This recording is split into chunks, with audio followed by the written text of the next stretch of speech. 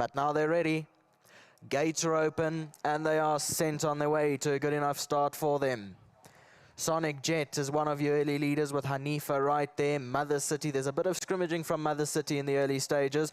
On the outside of runners is Fatal Flaw. Hanifa is also right in there. Then we drop back to Queen of Fire, who races 5 lengths off the leader. Lady of Tibet is further back. That's in the pink and black midfield and 6 off the leader. Then came World of Alice. 2-Step Queen is 1 from last. And Too Late My Mate races at the end of the field as they race towards the 1,000. Mother City has found the lead and gone about a half a length clear of in second. Hanifa racing 1 off the rail and Sonic Jet is on its inside.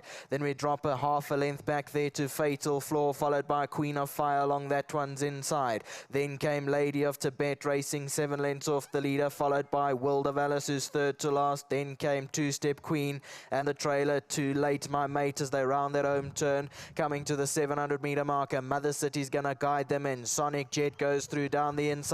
Fatal Flaws towards the outside in the blue sleeves and cap. Then came Hanifa, Queen of Fire down the inside. Then came World of Alice, still got 5 lengths to go as they come down to the last 400. It's Sonic Jet in front. Fatal Flaw begins to close in. Queen of Fire's on the far inside. Then came beyond that Mother City and further back is World of Alice. It's Sonic Jet in front of Fatal Flaw on the outside. Then came World of Alice trying to run on. Fatal Flaw got to the lead now from Sonic Jet, who's a persistent challenger. World of Alice is running on towards the outside, but it's Fatal Flaw in front from World of Alice, who tries hard in the closing stages. World of Alice got there from Fatal Flaw. Then came beyond that Sonic Jet and further back to Too Late My Mate.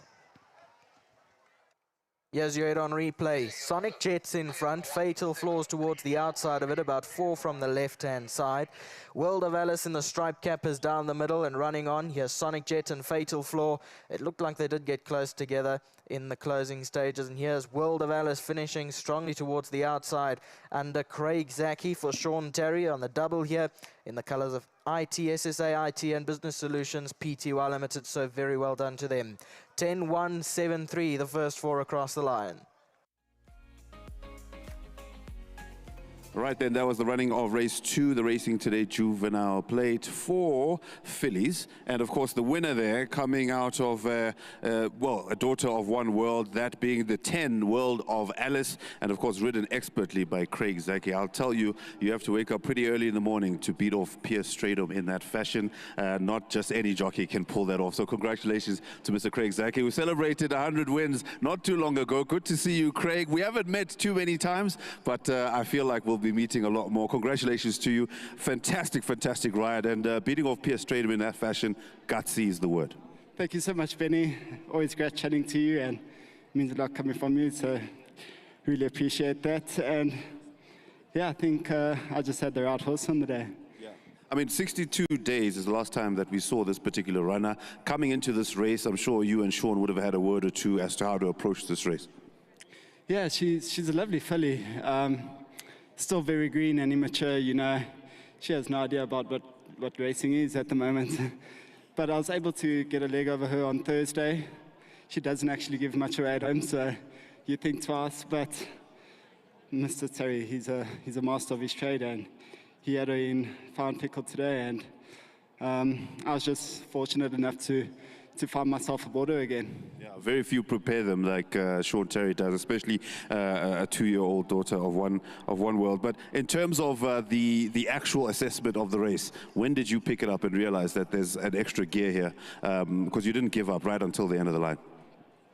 Yeah, I would have liked to have been 2 lengths closer, but she came out those gates and she thought it's a canter day. She just wanted to put her head in her chest and drop the bits, and like, okay, at least the pace is on. And the minute I said that, the pace came to an absolute canter. And then she started finding her stride just before the straight, and when they sprinted, she had lost it all again. So I had to whip her out. I had to show her some big open space, and I think that helped. She started to click. She started to find a good rhythm.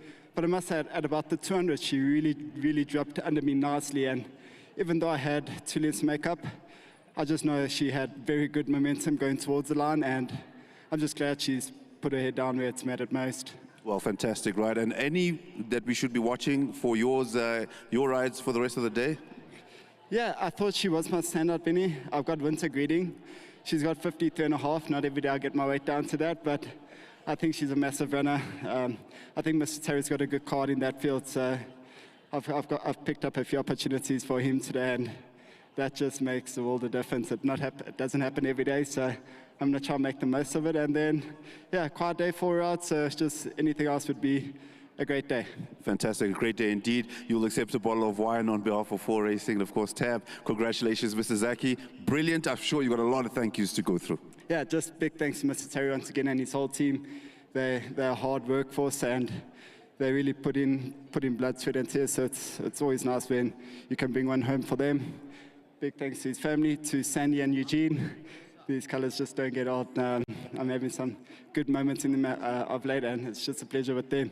To my sponsors, turffontein, Drift, and to the Tab for the sponsor day. Thank you. Fantastic. Thank you, Mr. Zaki. And then, of course, we'll have Sean Terry again for the second time today. Mr. Terry, we're heating up quite nicely. That was a very, very gutsy finish against a jockey the likes of Pierre Stradom. That doesn't happen every single day, but if you've got Craig Zaki on your side, anything's possible. But this particular daughter of one world, please tell us a little bit more about this runner. We last saw her 62 days ago, as I said to Craig. What would have been the conversation coming into this race, knowing where you are in the pecking order?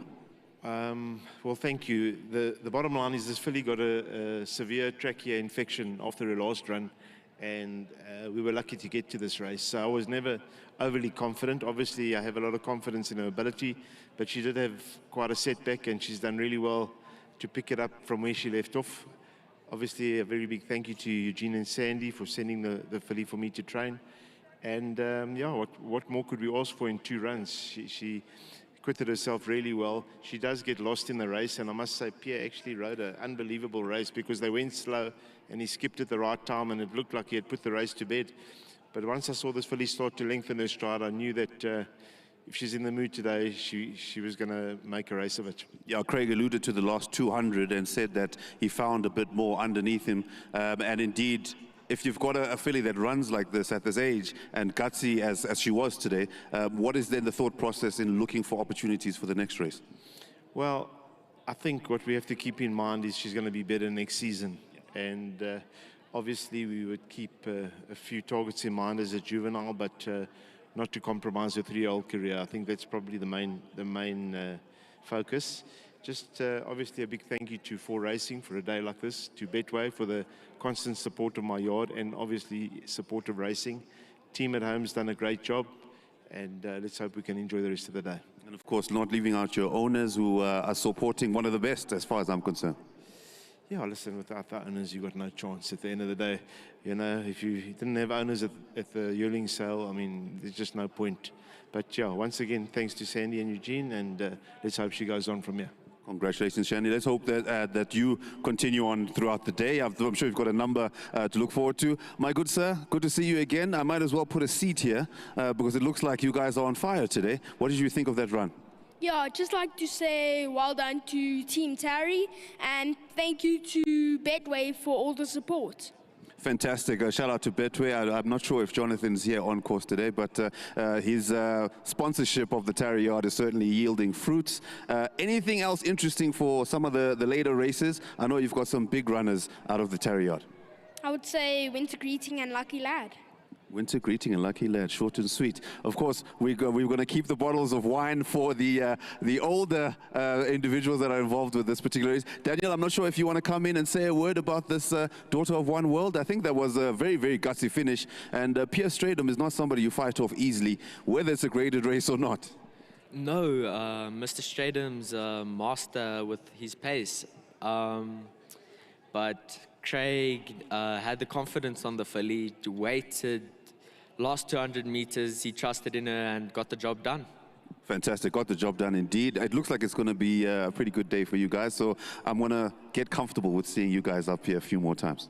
From your mouth to God's ears. Absolutely. Congratulations to the yard, of course. And of course, you know, sticking with Bloodstock does pay. There we go with 100,000 Rand courtesy of Bloodstock and making sure that you buy your horses from the right sales. And what a successful sale it was. We've got Jack here representing the groom of World Vallis. That is Kolisa Mhlaba, but Jack is on hand. Jack, I don't know if you're going to send us an invoice after this, but we're going to have the winning groom check come in. There's the 1,500 the 1,500 Rand for Xolisa Mhlaba, the gentleman who is taking care of World of Alice. Congratulations, and thank you, Jack, for your services. Once again, thank you to the ownership, and congratulations indeed to the ownership. It's a IT and Business Solutions, and indeed it's shaping up to be a wonderful day's racing. Looks like the sun is coming back out, so that is a good sign. And of course, in race 3, our first graded race of the day, we've got the Tab Protea Stakes off at 1 o'clock over the 1,100 meters. And shout out to Nakib Munshi, who will be calling his first graded feature race here at Turffontein Racecourse. All the best. Stay tuned.